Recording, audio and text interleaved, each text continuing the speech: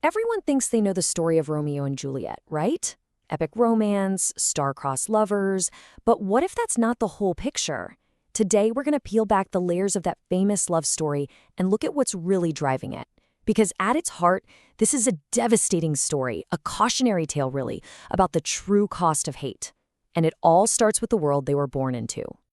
Just listen to this. No one remembered how the feud began, only that it must never end. I mean, wow. That one line tells you everything you need to know about the world we're about to step into. This is a city that's literally been poisoned by a conflict so ancient, nobody even knows how it started. But its grip? Oh, it's absolute. This feud? It's not just some background noise. It's the engine of a whole story, driving everything toward tragedy. All right, so let's dive into Section 1, A City of Hate. This is where it all goes down, in the beautiful but deeply troubled city of Verona. So you've got Verona, this city that's completely divided. It's torn in two by this epic rivalry between two big, powerful families, the Montagues on one side and the Capulets on the other. And listen, this isn't some friendly competition. We're talking about generations of pure, baked-in hatred.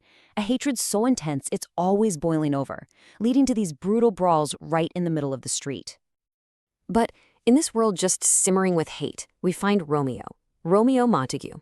And, you'd think he'd be right in the thick of it, right? He's a Montague. He's supposed to be fighting. But he's just not that guy. He's all about poetry, about love. In fact, when we first meet him, he's totally moping around, heartbroken over some girl who doesn't love him back.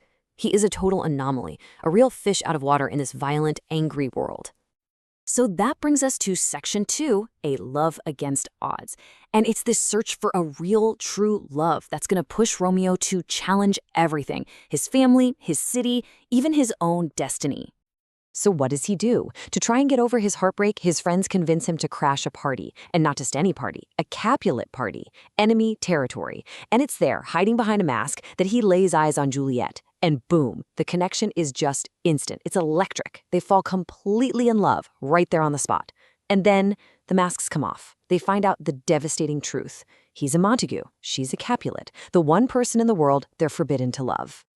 And what's just mind-blowing is how fast this all happens.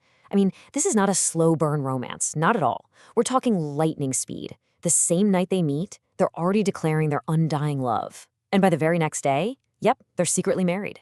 It's an absolute whirlwind.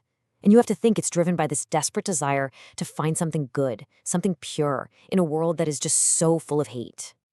Okay, on to Section 3, A Secret Hope. Now, you might think this secret wedding is just, some impulsive teenage thing. But for one very important person, it was so much more. It was a tiny, fragile glimmer of hope. So, to make this thing official, they need help. They go to someone they both trust, Friar Lawrence. He's a local priest, and he agrees to do it. He performs the secret wedding, tying these two together when the whole world is trying to keep them apart. Now, why would he do this? You gotta understand the friar's motivation here, because it's a huge piece of the puzzle. He's not just being a romantic. He sees their love as a political strategy. He's making a massive gamble. He's hoping that if he marries them, their families will be forced to finally make peace. It's a noble idea for sure, but man, is it a high-stakes, incredibly risky plan. And that brings us to the turning point. Section 4, a tragic turn. Because just as fast as that little bit of hope appeared, the deep, ugly hatred of Verona rears its head to just completely crush it. Literally hours, mere hours after they say I do, that old feud explodes again, right back in the streets. This time, it's Juliet's hot-headed cousin, Tybalt, who picks a fight with Romeo. But Romeo, he can't fight him. Tybalt is his cousin-in-law now, so he refuses. But his best friend, the wild and witty Mercutio, he's not having it. He steps in to fight for Romeo's honor, and Tybalt kills him. And just like that, everything snaps. Romeo is just blinded by grief, by pure rage. He completely forgets about Juliet, about the peace, about everything. All he can see is red. He fights Tybalt, and he kills him. That one act of revenge changes the entire game. For his crime, Romeo is banished, kicked out of Verona forever. Think about that. The secret marriage that was supposed to bring everyone together, it's just led to more death. And our newlyweds, they are torn apart almost the second they were finally united. Things go from bad to worse. Juliet's parents try to force her to marry someone else. So, in total desperation, she runs back to the friar, and he comes up with this wild, last-ditch plan. It's like a series of dominoes that have to fall perfectly. Step 1, Juliet drinks a potion that makes her look dead. Step 2, her family, thinking she's gone, puts her in the family tomb. Step 3, the friar sends a message to Romeo explaining the whole thing. And step 4, Romeo shows up just as she's waking up, and they run away together. What could possibly go wrong? Yeah, about that.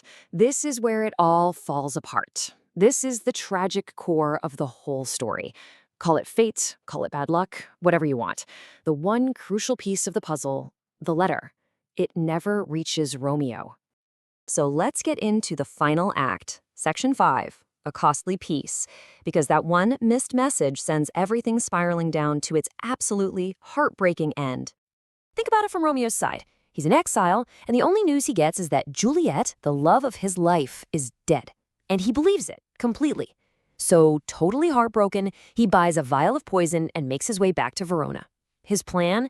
To die right there beside her. And what happens in that tomb? It's just this perfectly mirrored, awful tragedy. Romeo gets there, he sees Juliet, and he's convinced she's gone. He drinks the poison and dies. And then, just moments later, she wakes up. The potion wears off, and she opens her eyes to see her husband, her Romeo, lying dead next to her. And in that moment, with absolutely nothing left to live for, she takes his dagger, and she ends her life for real. So the friar's plan, in a way, it worked. But in the most brutal, horrific way you can imagine.